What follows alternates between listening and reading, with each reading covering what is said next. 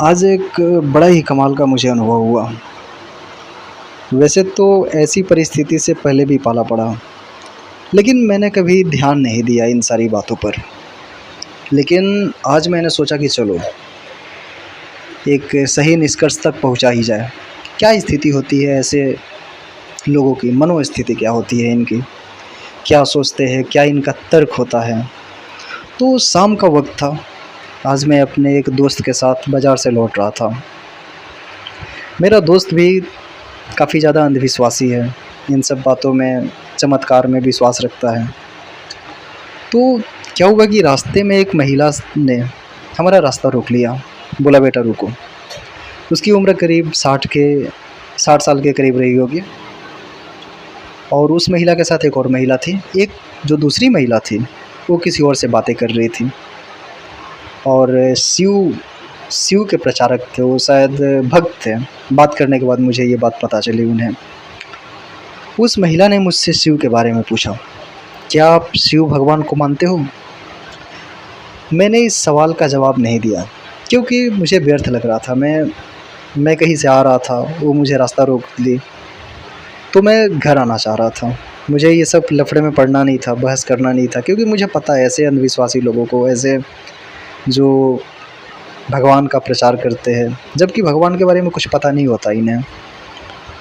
वो फिर बोली, बेटा भगवान शिव की प्रार्थना सुबह शाम किया करो, इससे मन शांत होगा। अब मुझसे रहा नहीं गया। कोई बेवजह ही मेरा रास्ता रोककर मुझे ज्ञान दे, अपना विचार मुझसे साझा, और मैं खामोश रहूं।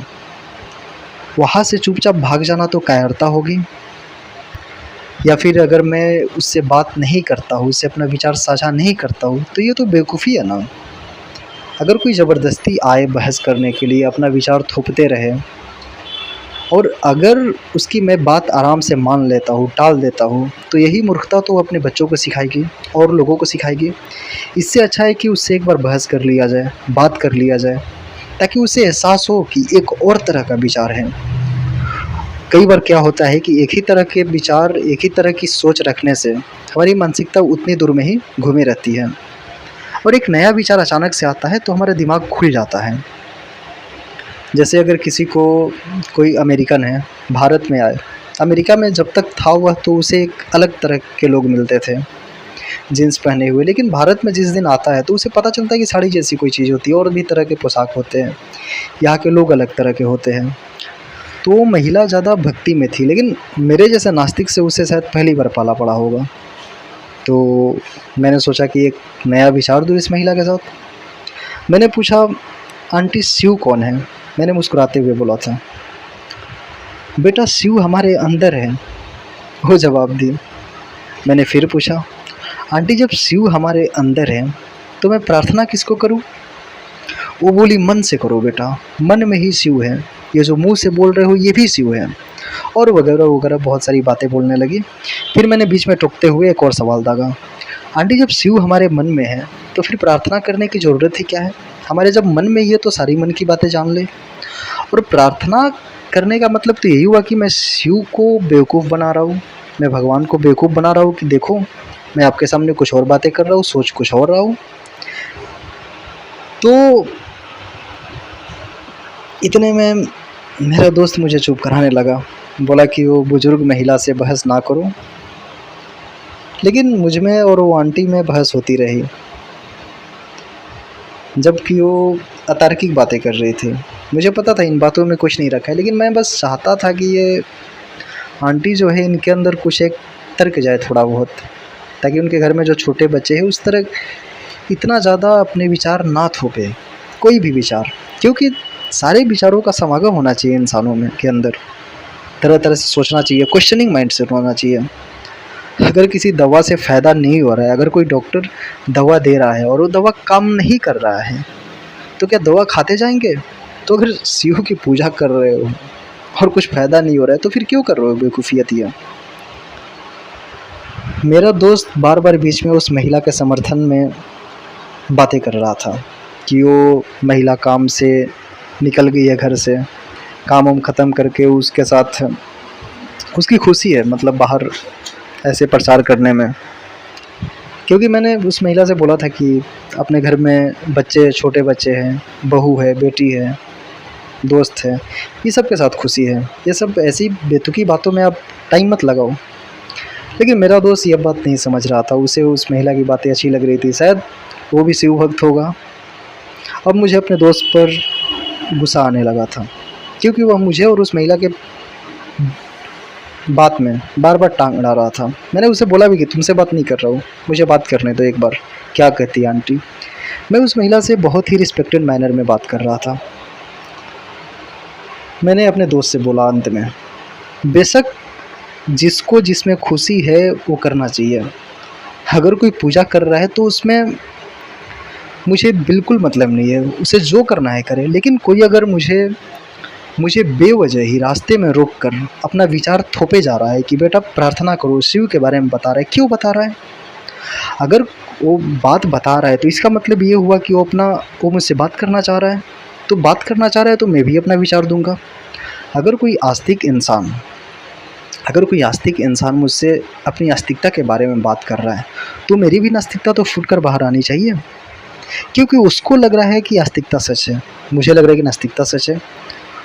और सच को साबित करने के लिए प्रश्नों का जवाब देना होगा।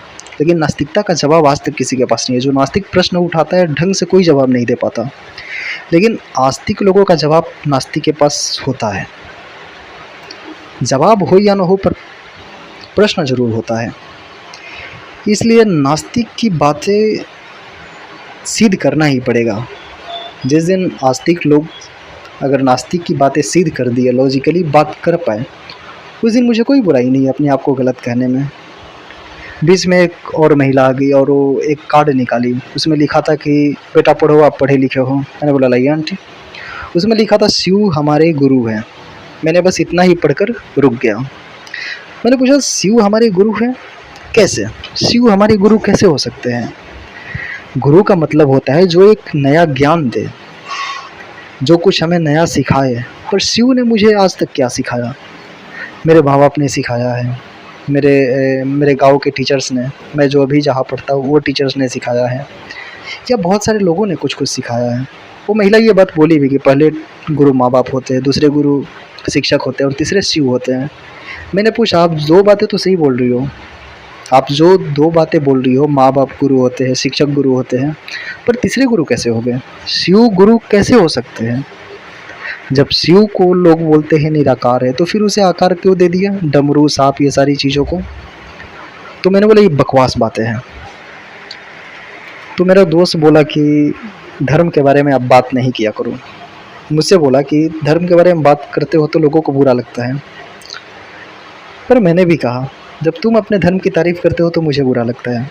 मुझे फ़र्क नहीं पड़ता कि किस धर्म की बात कर रहे हो, हिंदू, मुस्लिम, क्रिश्चियन, जितने भी धर्म होता है उस सब में अंधविश्वासी कल्पनाएँ भरी होती हैं। अंधविश्वास इतना मात्रा में भरा होता है कि कोई भी तार्किक इंसान, कोई भी साइंटिफिक टेम्पर्ड का इंसान उन सारी बातों को छोड़ने में 2 सेकंड भी नहीं लगाएगा।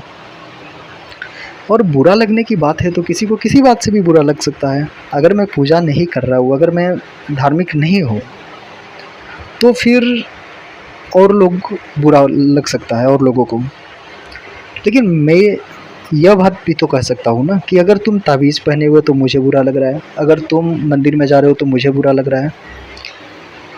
ये दोनों बातें तो एक ही बराबर है।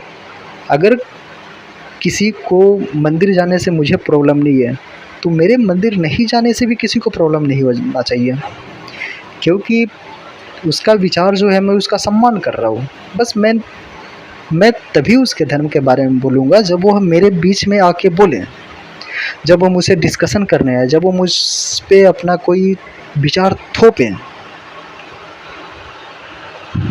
मैंने उस महिला को बोला कि अपने घर में रहो, अपने घर में नहीं रहो, मतलब अगर बाहर घूमना है तो बाहर घूमो, लेकिन इस तरह से किसी को ऐसी बातें क्या करना, बेतुकी बात।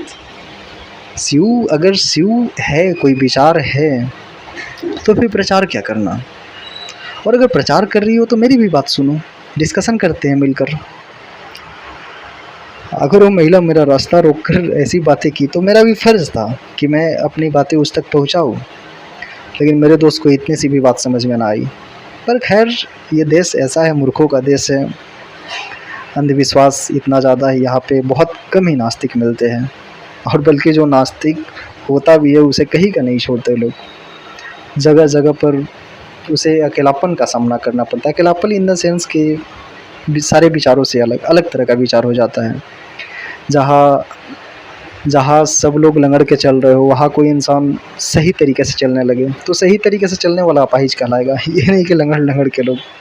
तो यही हाल है इस देश में नास्तिकों का, जहाँ सारे आस्तिक लंगड़े हुए पड़े हैं, अंधे हुए पड़े हैं, बहरे हुए पड़े हैं और बिना दिमाग के हुए पड़े हैं। वहाँ कोई नास्तिक अगर सवाल करता है तो उसे लोग बेवकूफ़ की तरह ट्रीट करते हैं। पर खैर, इस कहानी से यही सबक मिलती है। कहानी क्या, ये तो सच्ची घटना है आज की। इसे यही सीख मिलता है कि किसी पर अपना विचार ना थोपो, और अगर विचार थोपो भी तो एक डिस्कशन होना चाहिए, एक बात होना चाहिए। तुम अपनी बातें करो, मैं अपनी बात करता हूँ, फिर मिलकर एक नए निष्कर्ष तक पहुँचेंगे। और अगर निष्कर्ष तक ना भी पहुँचे तो ठीक है, शालीनता से करेंगे, बातचीत करेंगे, क्या बुराई है इसमें।